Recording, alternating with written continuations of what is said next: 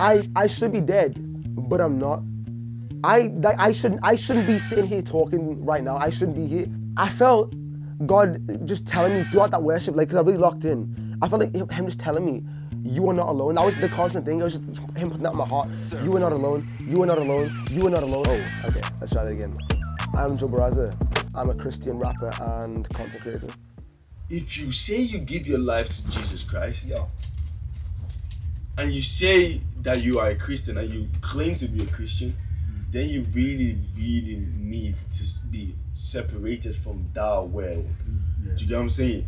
Like, you need to be separated from the natural environment that you've been placed in. You need to be a light.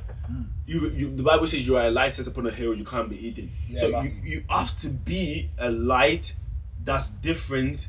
If you claim to be a Christian, you got to identify. Like, let other people see you and be like, this guy is different to the way other people think.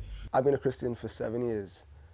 It's been a very complex journey. I feel like a lot of people have like a very linear kind of like testimony. But for me, it hasn't really been that way. I mean, I grew up in a Christian household, but the first thing that sparked my interest in actually pursuing Christ and having a personal relationship was Christian rap, which sounds so funny because no one else seems to have the experience except me. But I heard a rap song on the TV when it was 2019, around Easter time, and it sounded really cool, but I couldn't play it around my parents because it's a Christian household, and if I'm playing songs with cuss words around my parents, yeah, I'm gonna get beat, so that's not gonna happen. So I was like, you know, let me find a Christian version of that, just so I can play around my parents and still vibe out. So I went into the conservatory and I searched up Christian rap, and the first song that came up with this was a song called "God Taught Me" by Zonti. And when I say that song slapped, like if you've heard that song, you know exactly what I mean by like, if that's your first Christian rap experience, peak. And I think for me it was really cool because it's the first time I'd heard someone like rap and have cool flows and like these melodies in a cool way and the production is crazy, but he's saying something like meaningful and he's not cussing or anything. To me that was just like, it just didn't make any sense to me. It was so cool. And so that sent me down a rabbit hole of other Christian rap. But also as well as that, it sparked my interest in actually knowing who they were talking about. Because I'm hearing every song, Jesus this, Jesus that, Jesus did this, God is so great. And I'm like, okay, I've heard about this guy in Sunday school and they've said, oh yeah, God's this, God's that. But like, I want to actually know who it is we're talking about and what he's actually done that is making these different rappers from different places all say the same message so passionately. And like they're doing stuff out, like going to prisons and rapping and preaching, and I'm seeing them on the streets doing this stuff. I'm like, this is something serious. Like they're not just rapping, they're living this lifestyle out. I need to know what this is. I don't know if this sounds bad. Maybe this is the wrong wording. Okay. But I feel like, to me, music is art, and it's supposed to be a form of art. And I think sometimes these Christian rappers, they're losing the art factor of it. Like when I listen to it, That's good. I like that. when I listen to it, like they're saying good things. They're saying the truth. They are. I'm not saying they're not. Okay. But I don't feel connected to it, like on an emotional level. I'm so glad you said that because I have a lot to say about that. Okay. First of Good all, stuff. I do agree. I had a big issue with Christian rap when I first got into it.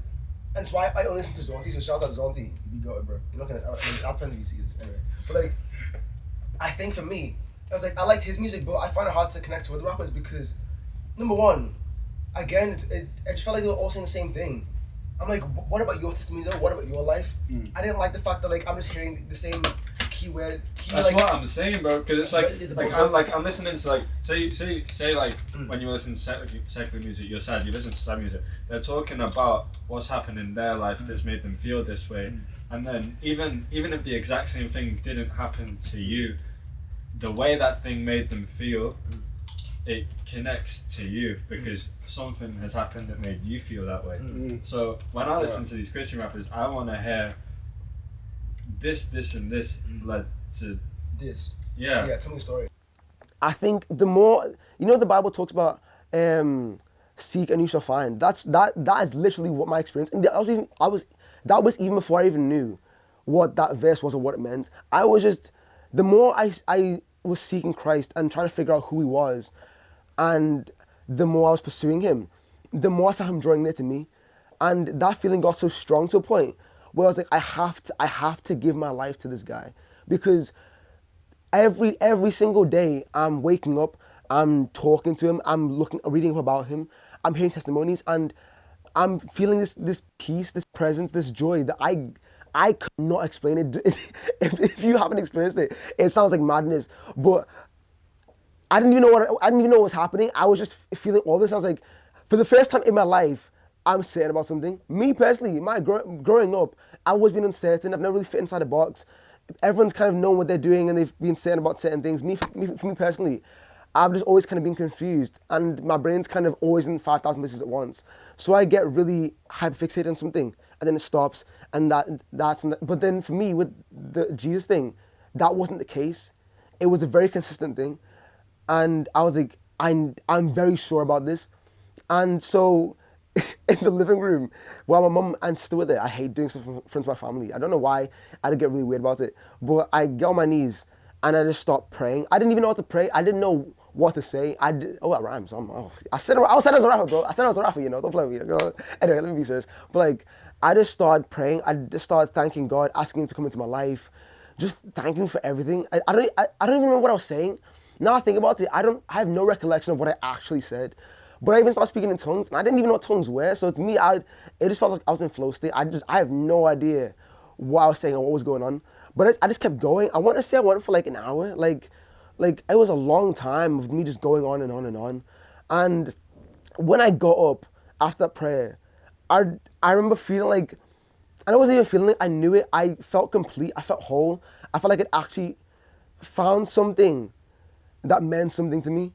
And that's, again, it's a feeling you can't physically explain, because no words can explain how fulfilling that feeling is. Like, and the thing is, even after that, it's very interesting. It's interesting because between then and now, I've been through such a chaotic, like there's too much that's happened. But I will say, the moment that solidified this walk for me was 2025 October, because I won't lie, as I said, my story is not linear at all. It's so up and down. I've had a lot of moments of depression, stress, anxiety, just a lot of dark moments. And I think the peak of it was October. I can't remember exactly what led me there, but I do remember I got to a point in mid-October where I just snapped. I'd had enough. Like, my mental had just crashed. I had no social life. To be fair, I've not really had a social life most of my life. But like, I think that piled onto it, because I was going through all this stuff and I had no one to speak to about it. Family stuff was going on. Spiritually, my life was just kind of in a rut. I just, there was so much stuff going on, that's piling on. I think mentally, I just snapped at enough. And I genuinely like I said, I'm ending my life tomorrow. I remember it was that Sunday that I said that, and I was not going to go to church that day. But I was like, okay, I'm just going to stay home. Monday, it's a wrap.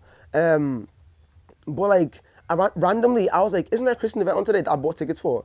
Funny enough, I hadn't, but like, it was actually the week after. But for some reason, something was just telling me, oh yeah, it's on today, so just go and see what it's like. And so I bought tickets to Manchester, and I got on the train, and I'm thinking there's an event, because I think inside I still had hope that like God was gonna reach out to me in some way, because I had nothing to hold on to. I still had this glimmer of hope, and so I went to Manchester with that hope in my heart. And I took my friend Kelsey. She's like, "Yo, where are you at, bro? Where you at, bro?" And I was like, "Oh, in Manchester, I'm going for an event." She's like, "You do know that event's next week?" And I'm like, "Ah." So now in Manchester, my train's like for another few hours. Like, when you were speaking before, when on the interview thing, and you were saying like, Jesus was the one thing that made sense. That not made sense. Jesus was the one thing that like stuck to you because you were always bouncing around. I had the same thing growing up. I was always bouncing around, like interests, friend group, whatever. Jesus and Christianity was the one thing that, when you were saying that, like that connected to me. I would listen to a song of you talking about that instead of me and God are fighting all these demons. Bro, lucky. Okay? I don't think there's nothing wrong with that though. I agree with both. There's nothing wrong with it. You don't connect to Well, it. I don't connect to that. Okay. Yeah, Because that's for anything in this world though, nah? Like, that's why there's so many segments. Like, exactly, but I can't seem to find. That's why I'm glad you've spoken to me, because I know exactly who you need to listen to. Okay. Indie Tribe, and the reason I mentioned them, if they dropped actually, I mentioned two of their albums.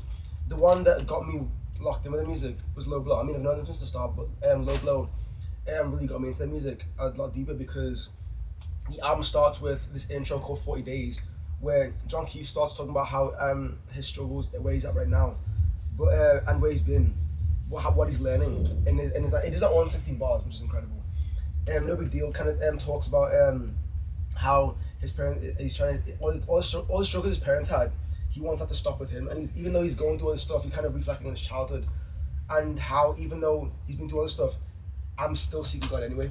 And then Mogi the Iceberg, who's the rapper, he was talking about what he's learned in this season of his life, and they kind of had that common thread throughout the album where they're talking about where they've been and where they're at. That's kind of the premise of the album, at least from my understanding. And then even then, in his newest album, Who Do You Say I Am? Which Who Do You Say I Am? Oh my gosh, Who Do You Say I Am? And that's the album. But like, it honestly,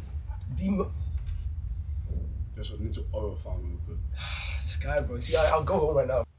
And so I just started wondering about Manchester. And for the first time, I think, I want to say in months, I just start yapping to God. I just, everything that's been going on in my life, I just start flowing. I just start telling him everything. Like, he's my friend. I just start everything. Like, and it reminds me of that verse, and I can't remember where it is in the Bible, but it talks about cast your burdens, and he'll make your burdens light. And even talks about I know this is in Isaiah, where it talks about he is close to the brokenhearted and he binds their wounds. That's real. Like, when I was speaking, I felt the weight lifting off my shoulders and off my spirit. And I really felt him like literally binding up my wounds spiritually. It was a different experience. And I felt a peace. Like, I genuinely felt a peace. That's the way I could explain it. If I was to talk about everything I felt, yeah, we're gonna be here all day. But like, if I was to compress into one topic and one word, I would say I was at peace. And so I was like, you know what? I'm not even gonna end my life. I'm just gonna go home. But then something was like, so I felt God just saying, he was like, hey bro, you know this is 6 p.m. You're gonna, like, I'll make a way for you to get there on time. You just get on the train. And I was thinking, that makes no God, you're yapping. Because I'm looking at the train, it's delayed, bro. So I'm looking at the train, the way the train's looking, I'm gonna get back at Liverpool from Manchester at least minimum 8 o'clock. And I'm like, how am I gonna get to 6 p.m. service if I'm gonna get to 8 o'clock? It's 5 right now. So I was like, God, I don't know what you're talking about, bro. What are you yapping for? What are you saying? But I was like, you know what? I'm gonna just trust you, because again, you're God. You're the big dog. You know what I'm saying? You do this. You have experience. So I was like, okay, I'm gonna let you cook. So honestly, this sounds so strange. I don't remember how I got to Liverpool. I'll be honest with you, I have no idea. I have no recollection of getting on the train. I have no recollection of being on the train. I have no recollection of walking back. Literally, to me, it's just like I was in Manchester 1 second. Next second, I'm walking into church. I have no recollection of, honestly, it's weird. I don't know how to explain that. But I go up to the mez, which is like because my church is it's a big church. They have like the main room, and then in the auditorium, and they have like this upper part. And then I was like, you know, I don't want to talk to anyone. I'm just kind of like in a weird state right now, where I'm just trying to figure out where I am spiritually, and I'm kind of confused and kind of lost. I don't really know what's going on, but all I know is I need to lock in with Jesus, because I don't know what just happened. You know what I'm saying? How often should you be vulnerable to God? I think every day. I know that's not saying. I didn't say that because that's something I've been learning to do. I think this year, I've really been like trying to learn how to like really be open with God with everything. The thing is, God knows how He knows everything. But as Thomas was saying before, if you don't let Him in, He's not gonna force Himself in, but He'll keep knocking at the door. Like, if you are vulnerable, like the thing is, for example, I learned this when I was going through the heartbreak that I had earlier this year. Like, when I was dealing with that loss, because obviously for me it was like, it wasn't like I lost a guy, I lost my best friend. Yeah. Like, so that was something I had to deal with, and the only way I could really cope with that was by letting God into that and be like, God, I'm not gonna lie, I'm a little mad at you today. I'll be honest, I feel this way, but at the same time, I know that you're still sovereign. I know that you reign. I know that I need you. So I'm gonna just be honest with you about where I am, respectfully, of course. I'm not gonna be like, I'm gonna be respectful to God because that's our Lord, that's our Savior. I'm gonna let Him know where I'm at. Yeah. And I'm gonna just invite Him in to be in that space, even if it isn't a thing where like He miraculously heals that situation, because that wasn't what it was like. It was a process I'm still going through, but by allowing God in that space, it gave, like I said in the video, it's given me that peace. Yeah. And I'd say clarity, because I think I know that me personally, I can be very emotional. I won't lie. That's me being very honest. I think it's something that God's working on. And I think I've gotten a lot better now, but I can tend to. It was worse back then. I can be very emotional. Yeah. And so for me, I think by inviting God in that situation, He would give me the clarity. Yeah. Like there were certain things that I would have done that He stopped me from doing, just because He was like, "Yo, you're not thinking clearly. Yeah. Let me just get back on track, bro." Mm. I think that by being vulnerable with God and letting Him in, He can give you that guidance, but also as well as that He can like. I think what was I gonna say? I was gonna say something specific. Let me actually just gather my thoughts real quick. So I'm in the mezzo up there, just they do the worship, and I'm just vibing. I can't lie, I was bugging because the thing is, at 6 p.m. no one really comes to 6 p.m. unless it's the barbecue. See, the thing is, in the barbecue, yeah, everyone's there. See, that's how I know people are greedy. You know, people are greedy. But like, yeah, because it's empty, I'm just vibing, I'm going crazy. But like, I felt God just telling me throughout that worship, like, because I really locked in. I felt like Him just telling me, you are not alone. That was the constant thing. It was just Him putting that in my heart. You are not alone. You are not alone. You are not alone. And I'm thinking, bro, I am alone. I have no social life. You know this. You know I have no social life. What are you talking about? But like, it was just the constant thing of Him saying, you are not alone. And so I was like, and it was like, it wasn't like a physical Him telling me that. It was a heart thing. It was like a very spiritual thing. Like I couldn't physically hear it, but it was like, yeah, I don't explain it. It's just with God, it's like you can't explain God. That it's God. You know what I'm trying to say? But like that's the way I can explain it. It was like, just like it was so spiritual. It was weird, and so I couldn't even focus during the sermon because I was like, I was trying to figure out what's actually happening right now. Like there was just so much going on where I'm like feeling God's presence. I'm hearing Him speak to me, and I'm like, this is the first time I think I'd ever had God for real. So this is like, for me, I was like, whoa, what's happening?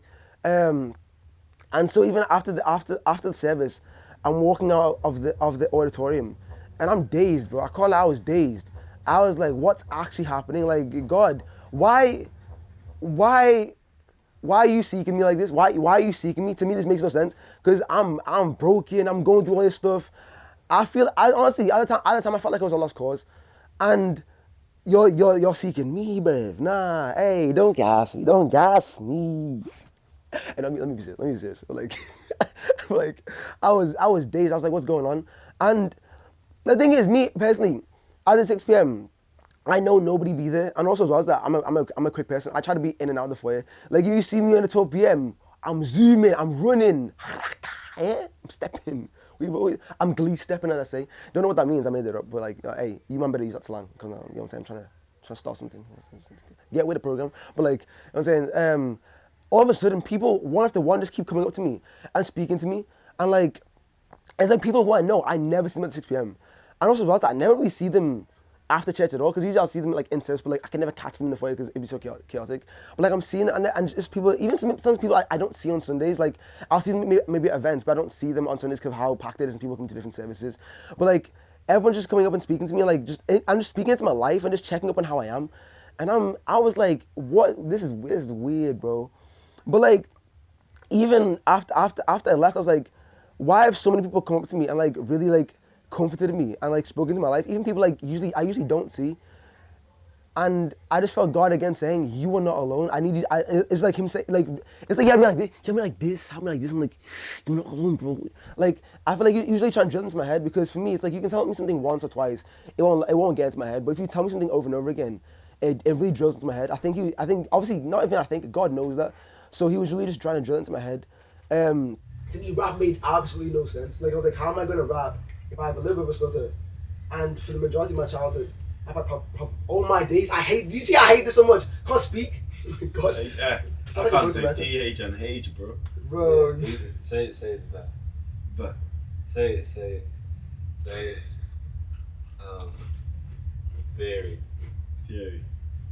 He's forcing it. He says theory. I do say. So when I say like thoughts, I'm saying. Like I was like, okay, God, fair enough. So if you're really about this, cause you're really locking in with me. If you're really trying to tell me I'm not alone, and you really care about me, prove it to me. No, prove it to me. Cause I'm lost. I have nothing. I have nothing. So you have to. I need to know. I need to know we're all in about this. We're all in about this. And I call like God said, I bet, because next week, my sister came back home from Lord's cause uni. I think it was like a reading week, and she was like, "Joe, we should go to this Christian night event. There's like a DJ. She's doing a thing." And I was like, "Man, I don't. You have to, Joe. You know me. I don't go outside. I don't do that. What are you talking about? I wasn't gonna go, but then I thought about it for a second. I was like, you know what? It can't hurt. You know, it's a Christian event. I need to network and make new friends anyway. So I'll go." Same day, I found out my friend Femi, because she drives, because I can't drive. I can't train to Manchester. It's kind of long. She could drive me and my sister. So I was like, okay, cool. So free ride. I'm like, God, yeah, I see you, bro. Give me the free ride and that free van that you get me.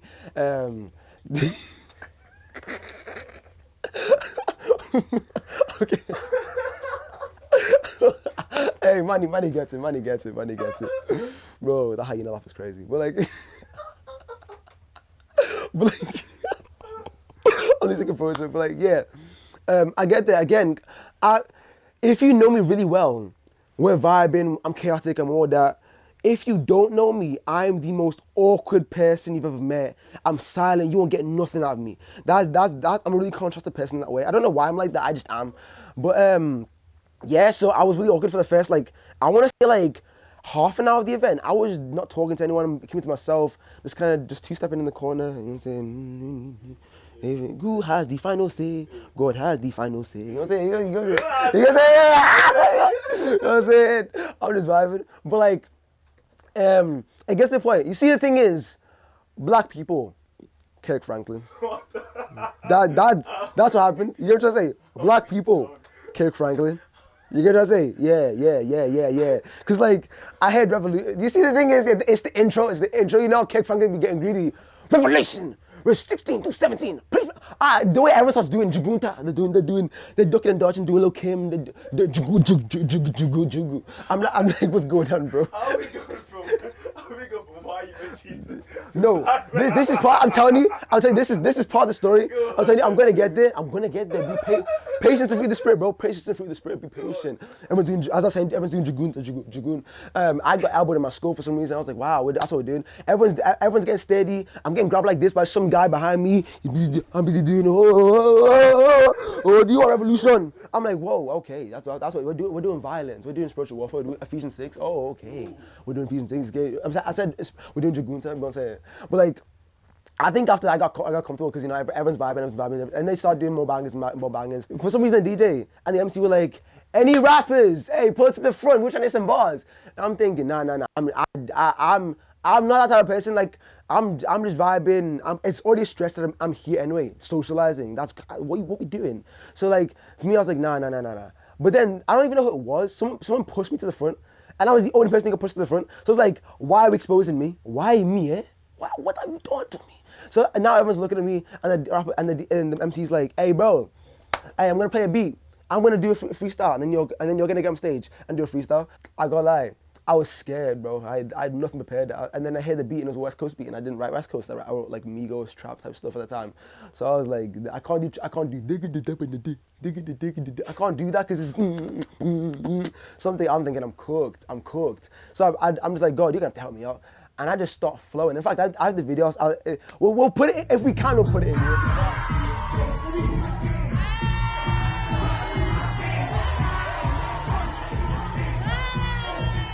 I start going off the dome, and the crowd's getting lit, where everyone's turning up, and I'm like, whoa. And then, actually, I forgot to say this, but previously, before I rapped, the MC asked my testimony, and I explained how the week before I almost ended my life, but I'd had an encounter with Christ. Oh, why am I spitting so many bars? Let's get right. Ah! Okay, sorry. Sorry. I got a little gas there. Got a little David. You need a body of Christ? Yeah! I'm gonna need everybody to stretch out their hands right now for Joe. We need to welcome into the family right now.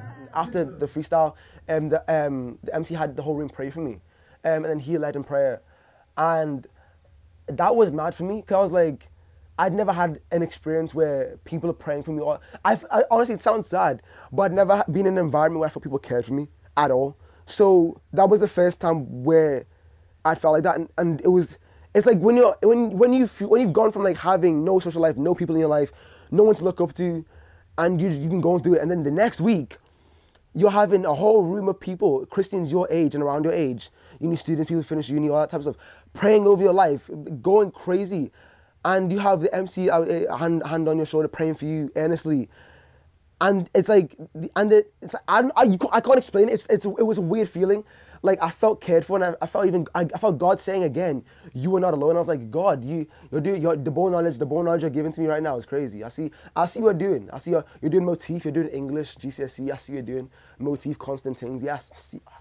When you have God guiding you, and you have God being your shepherd and being the light in your life, and you're focusing on Him even when it's hard, then you have that guidance. And even when you're liable to trip or going the wrong way, He's the one who's gonna be like, "Hey, bro, not gonna lie, that's not the way you should go. This way you should go. I know you feel this way, and that's okay. We're gonna get through this, but I'm with you though. You're not alone." You know what I'm saying? Yeah. Absolutely, bro. The last moment that kind of emphasized that you're not alone thing was, my church does a Chris production every year, and my friend Esther there, she was like, you should, because she saw the video, she's like, you should go to this open mic. They're doing singers and rappers, they're doing their thing. So I was like, oh, why not? Let me see what they're doing. I went alone, and again, I was like, you know what? God be pushing me to do is pushing me to go outside. I don't want to go outside, but God's like, yeah, you better go outside. Fuck me like this. So I was like, I'll go. First person I spoke to, shout out my boy AJ and his brand Messiah Mentality.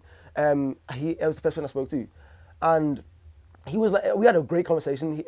He's like my big brother in the faith. I was just talking to him about my experiences, my testimony, and he was just giving me, speaking to my life and giving me advice, pouring scripture into my life, and really just talking to me, like leveling with me with his experience and his life and how his life is looking right now with the faith, and just like kind of like you know what I'm saying, just pouring into my life. That's really what he was doing.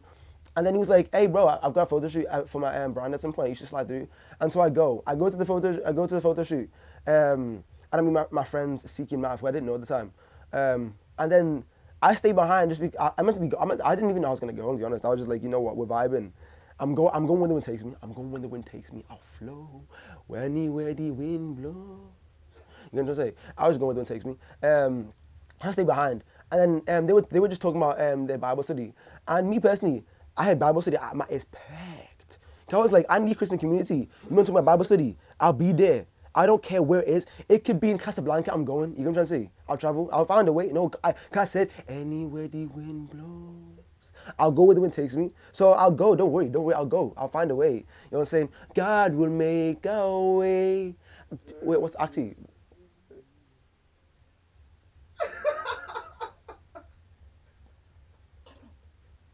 Rise and shine and give God the glory. Praise the living God. Glory.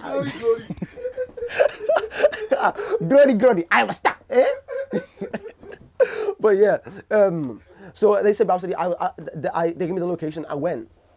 When I say these guys are the reason where I'm at faith-wise now, I'm so serious, and that's everything I've said is kind of led to that moment, because everything I've mentioned led to me finding a Bible study group, and this Bible study group, they are all older than me, but they're like 20 to 23, all that sort of stuff.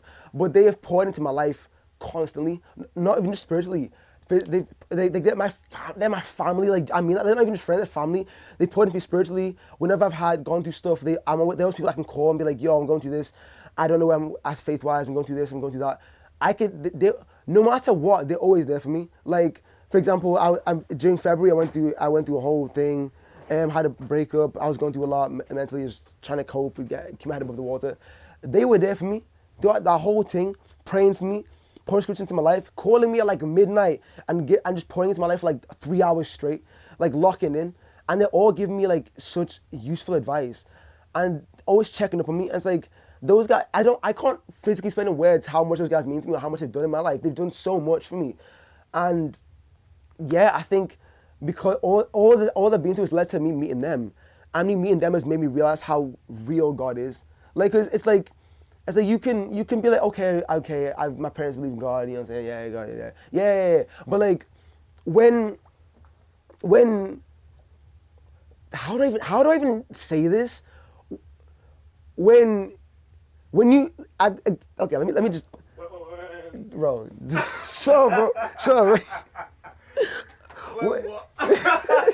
See, you're gonna start laughing when I say this as well.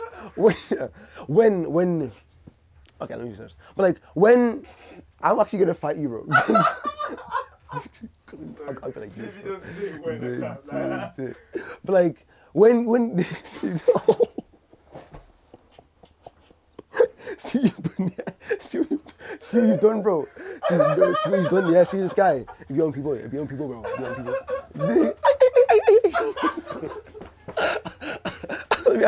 The thing is, what I was gonna say is so serious as well. But like, when like one moment you should be dead and you're like you have no like hope in your life, and then the next moment you have basically like people you call your family, and you have peace, joy, love. It's a weird experience. It's the thing you can't physically explain, and I think that's why I'm so passionate about the faith right now, and that's why I say I'm a Christian, because when God says He won't forsake you, He's not joking.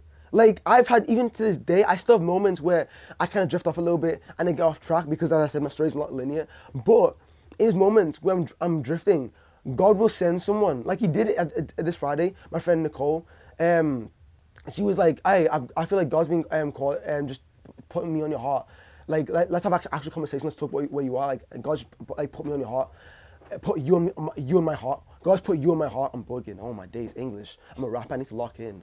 But like when there's been multiple like moments from October till now where that's happened, where I've drifted. God sent someone to be like, yo, let's have a conversation. I feel like God's put you in my heart. Let's talk. And it's like that makes no sense, because it's always exactly when I need Him to. And even when in those moments where I've been in my darkest and I've reached out to God, He's always helped me. Even if it hasn't been a thing where that depression or that stress is left, peace has entered that stress, peace has entered that depression, to the point where, like, yeah, maybe going through something, but He's present with me in that struggle. He's there with me in the storm. Like, that's why I'm a Christian, because I should be dead, but I'm not.